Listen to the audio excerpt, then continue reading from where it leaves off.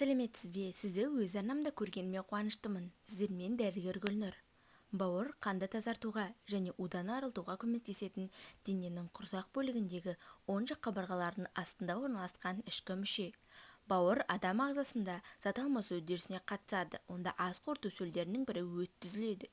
Өткен ғасырда Людовик бауырды организмнің орталық зертханасы деп атаған. Бауыр лимфа түзілуінің үдерісіне қатысады. Зат алмасуына қатысып, гликоген түзіледі. Инсулин әзірінен глюкоза гликогенге айналады. Май алмасуына, холестериннің түзілуіне, ыдырауына, сыртқа шығуына, сондай-ақ стероидты гормондар алмасуына қатысады. Видеоны бастамас бұрын маған қолдау білдіріп, лайк басып, комментарий қалдырып, подписка жасауды сұраймын. Сіздің бір ғана әрекетіңіз мені шабыттандырады. Бауырға зиян заттар. Бірінші шошқа майы. 95% дерлік күрделі биохимиялық формуласы бар жануар майынан тұрады. Ол баяу қорытылады, көп мөлшерде асқазан сөлін қажет етеді. Егер бұл жағдайда барлық май ыдырай алмаса, онда бауырдың көмегімен жойылатын улы липидті қосылыстар түзіледі. Одан да қауіпті ысталған немесе қуырылған шошқа майы.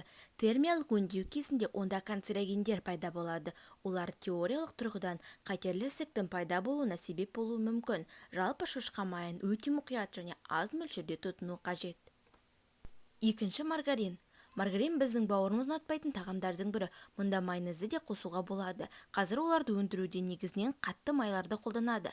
Қатты майлар сіңірілмейді, денеге сіңбейді, бірақ сонымен бірге түзілген липидті қосылыстар тек бауыр арқылы шығарылады. Бұл органға қосымша жүктеме береді. Сондай-ақ пісіру кезінде көп мөлшерде маргаринді қолданатын кондитерлік өнімдерді шамадан тыс тұтынудан аулақ болу керек. Олардың құрамына кіретін жасанды майлар термиялық өңдеу кезінде қатерлі ісік ауруын тудыратын канцерогенді қосылыстар түзеді. Майлы ет сорттары. Майдың көп мөлшері өт шығаруды ынталандырады, ал қалдық липидті қосылыстар бауыр арқылы шығарылады. Мұның бәрі бауырға, асқазанға және ұйқы безіне өте теріс әсер етеді. Бұл тек етке ғана емес, кез келген майлы тағамға да қатысты.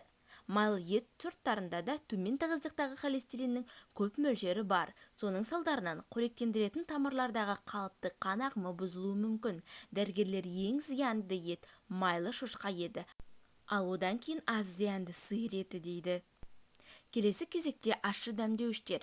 Ащы дәмдеуіштер бауырға жақсы әсер етпейді, өйткені олардың құрамында капсаицин мен ащы заттар бар. Олар бауыр мен өт қабына дейін өңделеді. Ащы дәмдеуіштер жиі пайдалану асқазанды тітіркендіреді және асқазан сөлінің артық өндірілуіне әкеледі.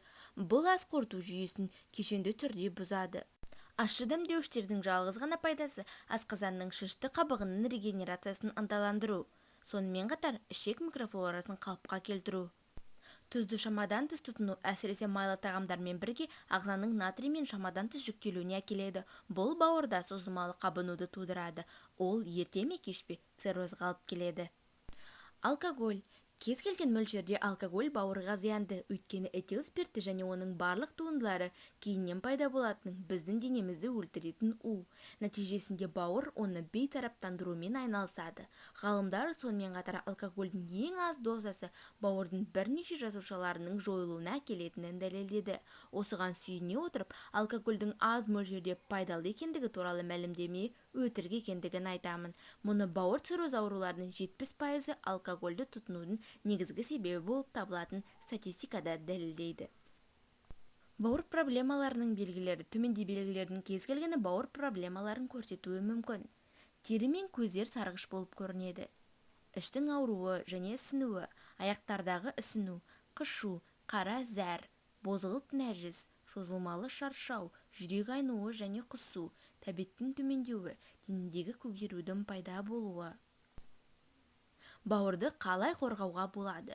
Шындығында бауыр ең төзімді мүшелердің бірі. Ол тез қалпына келтіруге және өзін-өзі тазартуға қабілетті. Адам денсаулығын сақтау үшін оған зиян келтіруді тоқтату керек. Келесі ұсыныстарды орындаңыз. Өзіңізді семіздікке әкелмеңіз, әсіресе іш аймағында майдың жиналуынан қадағалаңыз. Дәрігердің нұсқауынсыз дәрі қабылдауға болмайды.